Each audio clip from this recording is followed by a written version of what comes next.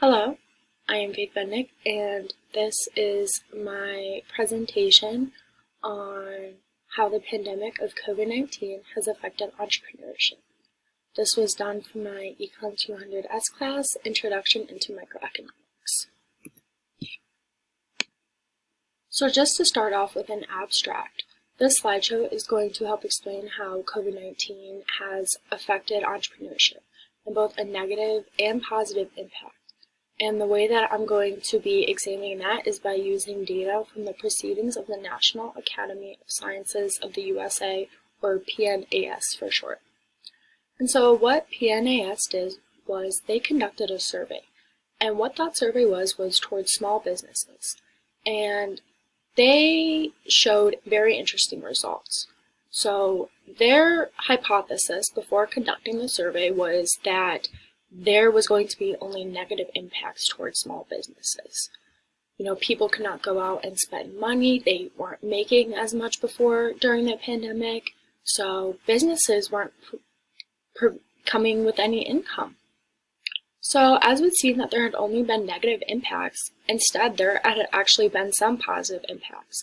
And so one of those positive impacts had been how businesses were changing the way that they marketed their brand towards their customers or consumers.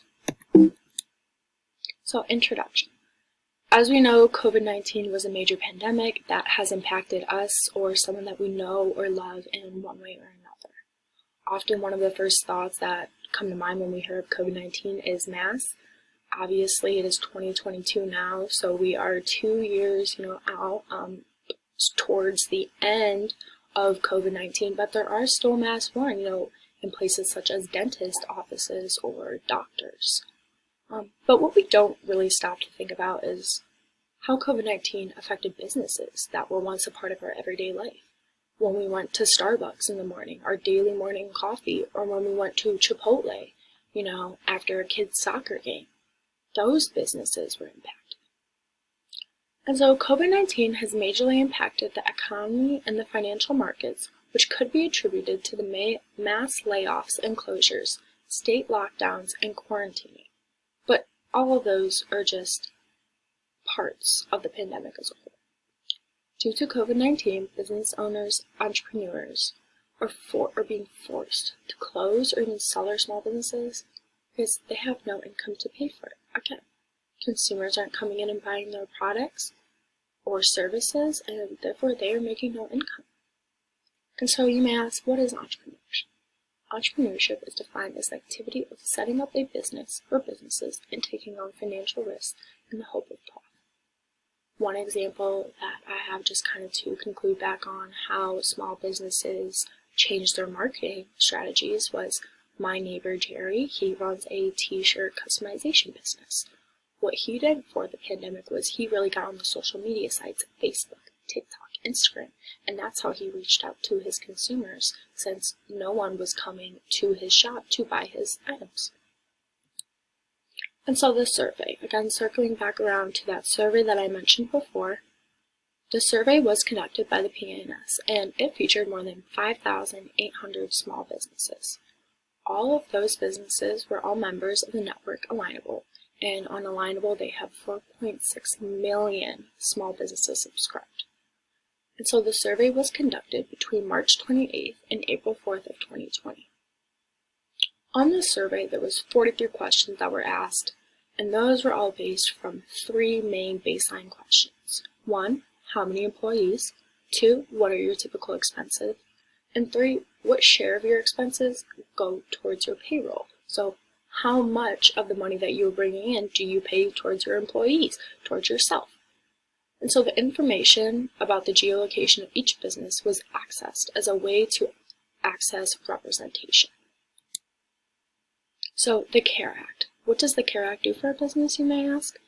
One aspect of the CARES program is that loans will be fully forgiven when used for payroll costs, interest on mortgages, rent, and utilities, as long as 75% of the forgiven amount is spent on payroll and the employer either maintains or quickly rehires workers and maintains salary benefits. This is from the government treasury on what the CARE Act does. And so the graph that I have right down there in the bottom right of the slide that graph shows the number of people who were told about the loan and who would pick it up with or without forgiveness. They just really wanted to get into that CARE Act. And so 72% of the correspondents said that they would take the loan with forgiveness. And 59% of them said they would take the loan program without the forgiveness. So, results from this survey. 41.3% of businesses reported that they were temporarily closed because of COVID-19. A far smaller number, 1.8%, reported that they were fully closed during the pandemic and because of the pandemic. One example that I have is my sister worked at Wendy's. During Wendy's, her boss told her, if you can't work during COVID because you don't want to get sick, that is okay. We have people that are not doing that because they just do not want to risk that exposure. They cannot risk that exposure. When COVID-19 came out, it was a very dangerous thing. You could get it very easily. You didn't want to be sick. And now we have vaccinations, booster shots, all that are now helping. And so the number of full-time employees had fallen by 32% between January 31st and late March 2020. So just within 3 months, the full-time number of employees decreased by 32%. The number of part-time employees was 57% lower than at the end of January. That is over 50%, over half. And so the author of the article stated that there were 3 common themes that had emerged from the survey. And those 3 main themes were, first, mass layoffs and closures had already occurred just a few weeks into the crisis. Secondly, that the risk of closure was negatively associated with the expected length of the crisis. We didn't know how long COVID-19 was going to go on. We didn't know that there would be strains or anything like that. And moreover, businesses had widely varying benefits about the likely duration of COVID-related disruptions. And the third thing was that many businesses are financially fragile. Medium businesses with more than 10% in monthly expenses had only about 2 weeks of cash on hand at the time of the survey. 2 weeks of cash is not very much money at all. And fourthly, the majority of the businesses plan to seek funding through the Coronavirus Aid, Relief, and Economic Security CARES Act. And there is my source right there. And so this graph, firm size in the survey and census, this figure plots the share of firms in each employment category for the 2017 census of U.S. businesses and the survey respondents. The sample size for the survey is 4,873 responses, omitting 959 responses that had missing employment data. So this is just the proportion of firms by state, as you can see. So you get the bigger numbers up here, which would make sense because this is California, Texas, Florida, very main states. And then you get the smaller ones with the white. And then here is just the share of the total firms. And so how have businesses adapted new marketing techniques?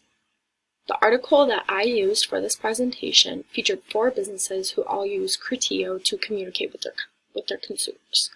And so one of the 4 ways that they have used it was Raise. Raise was a gift card marketplace. They're an online business, but however, due to the pandemic, they started selling everyday essentials such as home goods, groceries, DIY equipment. They expanded their product line in order to try and come up with income because their business was failing. Corridors, which is a fashion brand, they closed their store and instead they adapted to solely online retail. This was to better attract the digital shoppers at home. As we all know, when you're at home in the pandemic during quarantine, you're going to do a lot of online shopping. I know I certainly did a lot of online shopping. They have conducted surveys from their customers to see what products that they would desire. And from those surveys, they put out new products on their website, which consumers buy directly from them. The third business that adapted new marketing techniques was Ekoi. And they're a cycling equipment brand who closed their stores and they went to dominate an online site with exclusive content, live virtual training sessions. They also streamed their warehouse workers to keep employees safe. And the fourth business was Victoria Plum. They're a online bathroom retailer based in the UK, and they adapted by increasing the display budget with Criteo. Criteo helped them increase the amount of site visits and to help them find consumers once they got out of lockdown again.